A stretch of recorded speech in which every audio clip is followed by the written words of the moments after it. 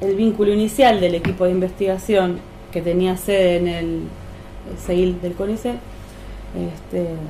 y originalmente el primer proyecto se había desarrollado con financiación de la cooperación suiza. Todas estas cuestiones las podemos después retomar. Tenía el objetivo entonces de esa relación tenía que ver con acompañar el proceso de organización de ese colectivo y la formación de una red, ¿no?, de cooperativas a partir de la realización de talleres de reflexión colectiva, así lo llamábamos, desde una perspectiva que recuperaba la educación popular. Voy a volver en un ratito sobre cómo eran esos talleres y por qué lo llamábamos reflexión colectiva. La cooperativa había puesto en marcha un programa de separación de origen y recolección diferenciada, un programa que se llamaba piloto, una experiencia de piloto en una de las localidades de La Matanza, que Saldo Bonzi.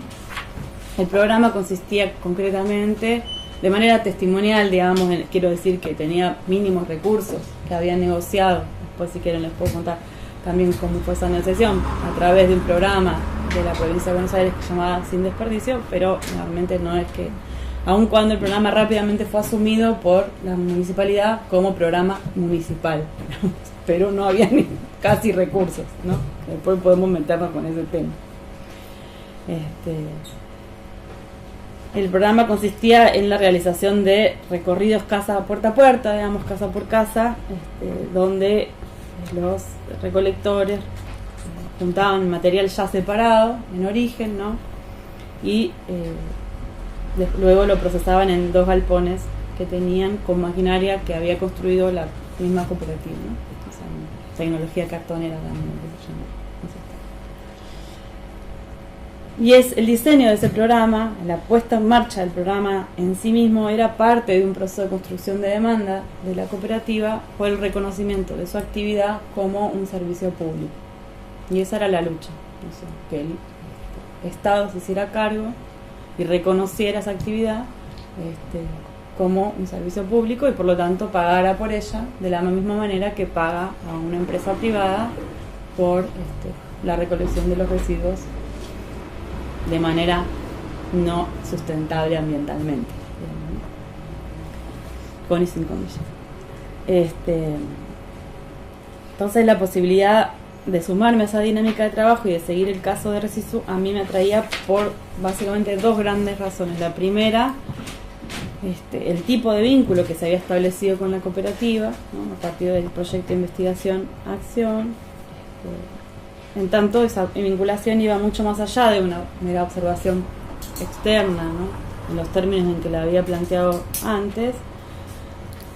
Y en el curso de ese tiempo, del 2004 al 2007, el equipo al que yo me sumaba se había convertido en el equipo técnico de la cooperativa, así nos presentaban ante cualquier ser externo a la cooperativa, digamos, sobre todo cuando se trataba de funcionarios estatales. Y eso era un atributo que la cooperativa hacía redituable en términos políticos, tener un equipo técnico de gente del CONICET, digamos, como nos llamaban. Era algo que legitimaba la experiencia. Y ese vínculo fue tomando de alguna manera una suerte de intercambio recíproco donde de alguna manera todos nos beneficiábamos con objetivos distintos, digamos. En tanto para nosotros yo accedía, digamos, a ciertas instancias de negociación a las que nunca había accedido durante 5 años de trabajo con empresas recuperadas, o muy accidentalmente había accedido, digamos. Y era parte, ¿no?, de esas negociaciones, no solamente accedía, sino que éramos parte de esas negociaciones. En segundo lugar, me atraía una cuestión más de interrogantes de investigación, en tanto el proyecto de continuidad que yo elaboré a partir de mi tesis doctoral y con el que tuve el ingreso al CONICET, se proponía seguir estudiando la relación entre Estado y cooperativas, de alguna manera, que era el eje del que había trabajado, a partir de otros procesos de organización,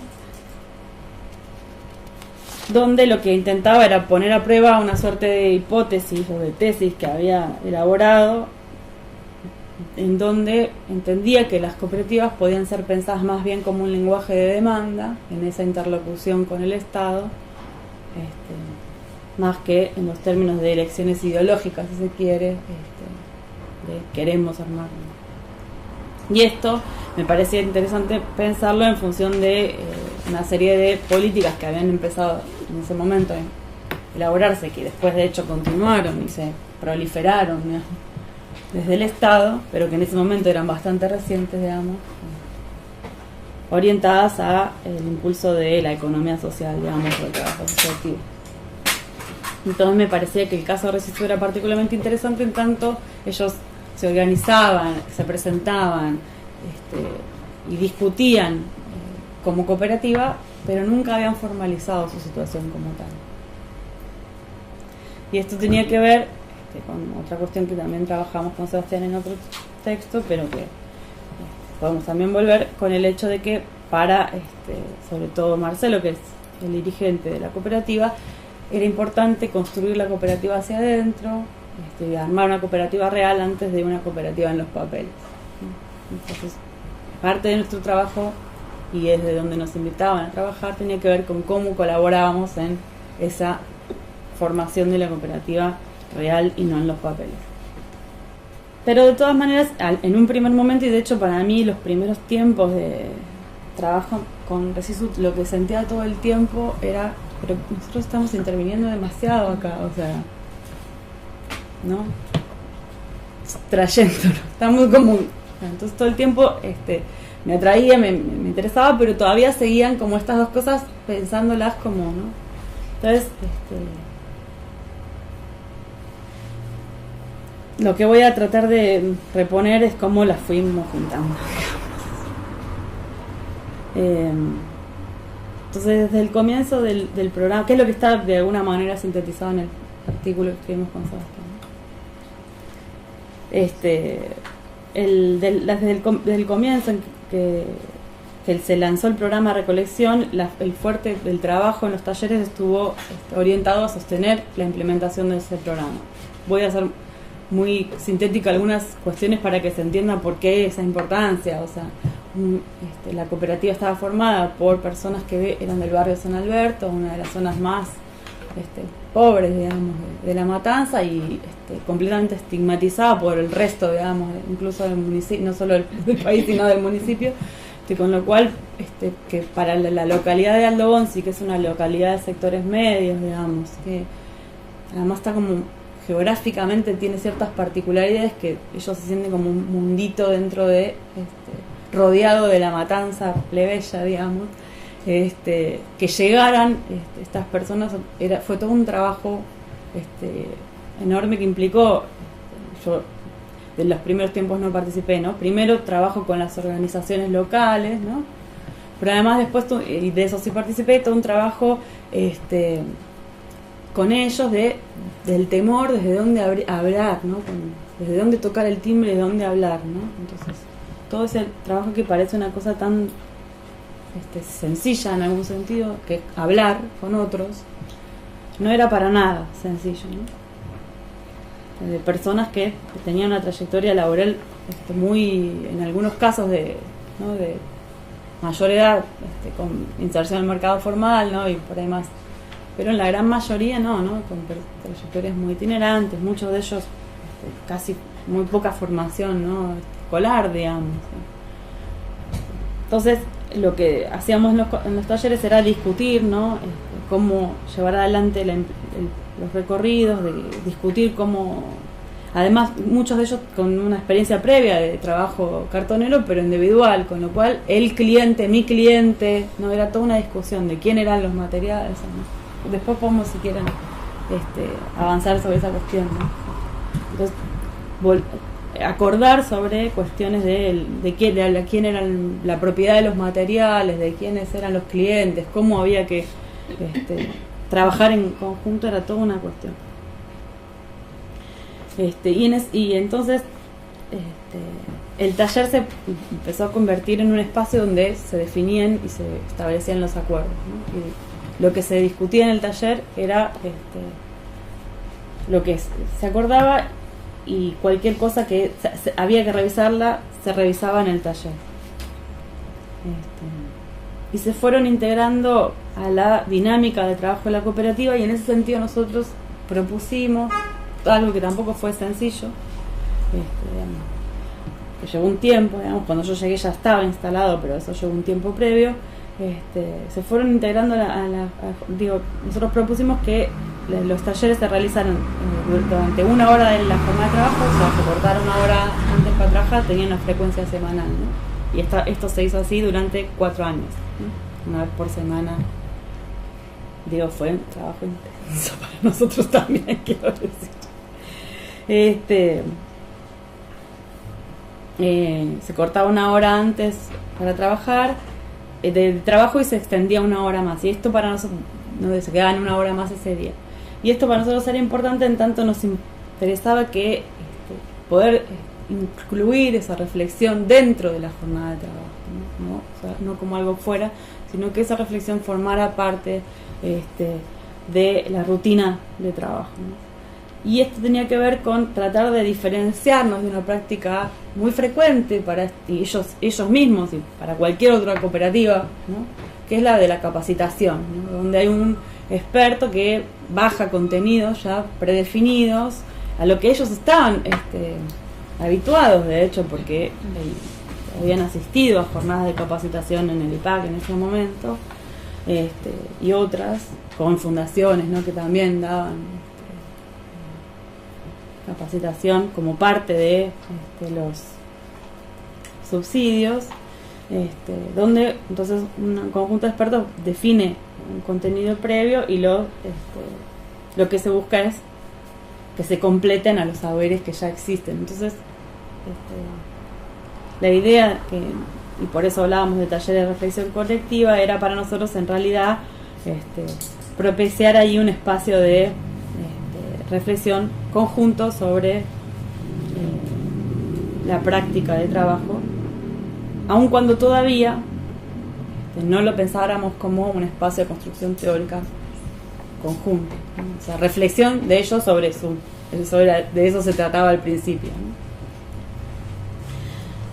Con el correr de los años, entonces, el vínculo que teníamos con la cooperativa se fue transformando radicalmente, y la lógica de la investigación-acción, que es la que llevaba este tipo de talleres, se fue desdibujando, no solo porque la financiación inicial se terminó y decidimos de todas maneras mantener el trabajo, por momentos con financiación específica para eso y por momentos sin financiación, la gran mayoría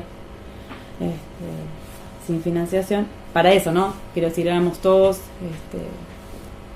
teníamos todos investigadores o becarios, algunos, estábamos remunerados, pero lo que fuimos haciendo entonces fue reorientar el trabajo de investigación para que eso formara parte, y así fue en realidad como nos fuimos acercando a lo que después entendimos se llamaba investigación colaborativa. En tanto, lo que empezamos fue a pensar cómo incluir esos espacios en los diseños de las investigaciones. Y esto también en algún sentido nos permitió volver de alguna manera a la antropología, pensándola, o al trabajo etnográfico, pensándolo en otros términos. En tanto, los talleres no eran una parte ad hoc, ¿no? Sino que se empezaron a pensar como dos partes de lo mismo. Y de esa manera entonces los ejes de reflexión que fueron dinamizando esa práctica, fueron energizando también los proyectos de investigación, ¿no?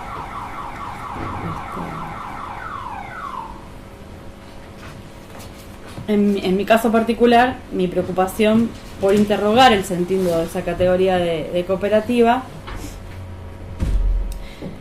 pensándolo no solamente como un lenguaje de la demanda, digamos, o de un lenguaje de demanda, sino sobre todo pensándolo a partir de esa dinámica como un punto de llegada, más que como un punto de partida, ¿no? O sea, pensar que la cooperativa o las cooperativas pueden ser pensadas más como un punto de llegada en el marco de un proceso político más amplio. Y de esa manera entonces, como decía, los proyectos de investigación fueron incorporando en el diseño, ¿no? La formulación de los diseños, algo que puede parecer, pero no, o sea, no es para nada sencillo, y de hecho nos han rechazado proyectos por eso. La formación dentro de los objetivos o de la metodología, digamos, el trabajo en los talleres como espacios de no solamente registro, sino de elaboración de datos y de construcción de problemas. Y ahí el reto pasó a ser entonces no solamente como los talleres eran un espacio no de capacitación, sino de reflexión, cómo articulábamos nuestras preocupaciones investigativas, que suelen ser de un nivel de abstracción necesariamente mayor, con las demandas que venían de esa dinámica de trabajo colectivo. Con el tiempo lo que fuimos haciendo fue ir organizando esos talleres o esos espacios de discusión, buscando articular estas dos cuestiones. Por ejemplo, discutir la idea de Estado. ¿Qué era el Estado? Pero no discutirlo en términos teóricos, sino en cómo se presentaba y qué implicaba los vínculos con el Estado, mostrarse ante el Estado, sacarse una foto con un funcionario, en qué momento había valía la pena, esas cuestiones. Y la forma en la que fuimos operando era la siguiente. Los contenidos que tratábamos de trabajar se desprendían, ¿no?, entonces de las demandas, sobre todo que traía Marcelo, pero no solamente, pero sobre todo las que traía Marcelo, que discutíamos y se jerarquizaban en el taller. En función de eso se definían una serie de acuerdos sobre temáticas que eran siempre revisables y metodologías de trabajo. Sobre todo las metodologías eran lo más revisables, porque era lo que más problemas generaba. Ahí se iban incluyendo entonces un rango amplio de temas a abordar, que incluían desde la manera de trabajar en el taller mismo, como acuerdos respecto del proceso de trabajo y de la organización de la cooperativa, por ejemplo, cómo optimizar el uso de los espacios, de los galpones, ¿no? Y, como decía antes, cuestiones que tenían un sentido, si se quiere, un poco más conceptual, vinculadas a su experiencia, como por ejemplo la desocupación, las trayectorias, ¿no? Hablar sobre, y cuestiones de mayor nivel de abstracción, como lo que decía recién respecto al Estado, o discutir qué es una cooperativa. Y después voy a traer un fragmento de la película donde aparece una discusión en relación a eso.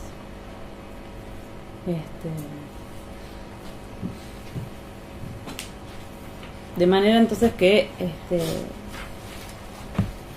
fuimos tratando de incorporar, entonces integrando a la dinámica de los talleres también nuestras preocupaciones académicas, ¿no?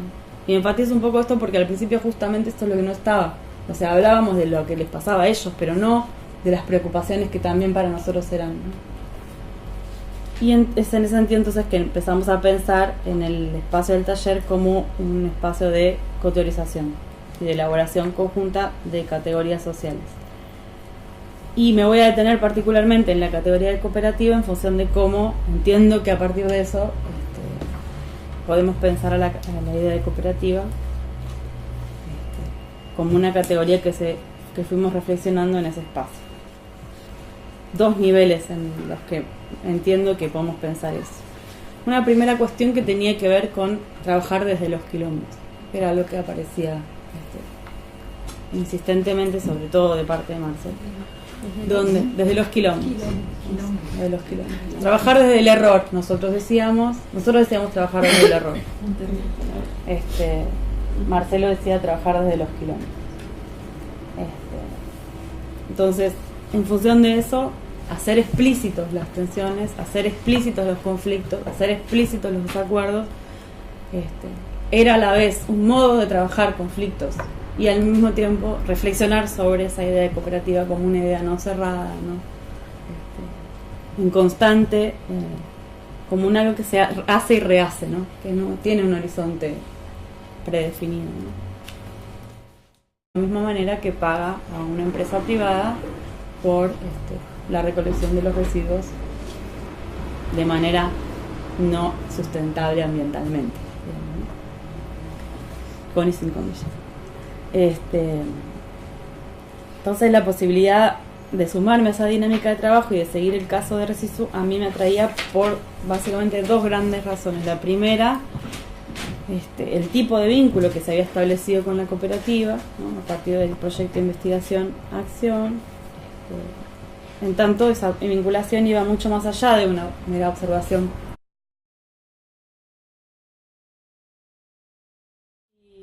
El vínculo inicial del equipo de investigación que tenía sede en el CEIL del CONICET, y originalmente el primer proyecto se había desarrollado con financiación de la cooperación suiza. Todas estas cuestiones las podemos después retomar.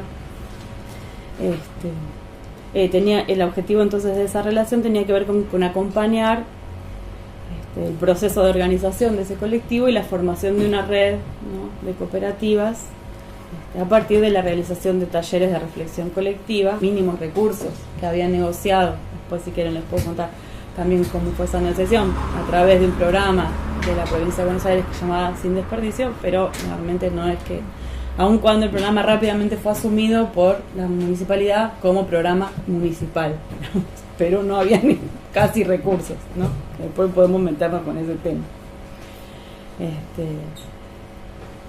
El programa consistía en la realización de recorridos puerta a puerta, digamos, casa por casa, donde los recolectores juntaban material ya separado en origen, ¿no? Y luego lo procesaban en 2 galpones que tenían con maquinaria que había construido la misma cooperativa, ¿no? O sea, tecnología cartonera, digamos, que se llama. Y es el diseño de ese programa, la puesta en marcha del programa en sí mismo era parte de un proceso de construcción de demanda de la cooperativa por el reconocimiento de su actividad como un servicio público.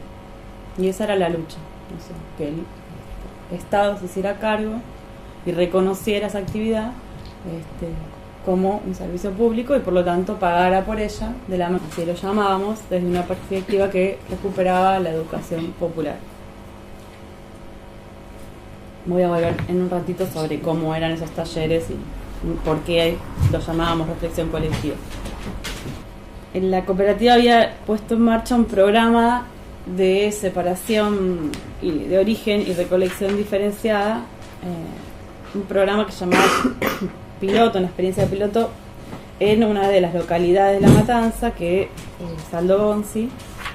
El programa consistía concretamente, de manera testimonial, digamos, quiero decir que tenía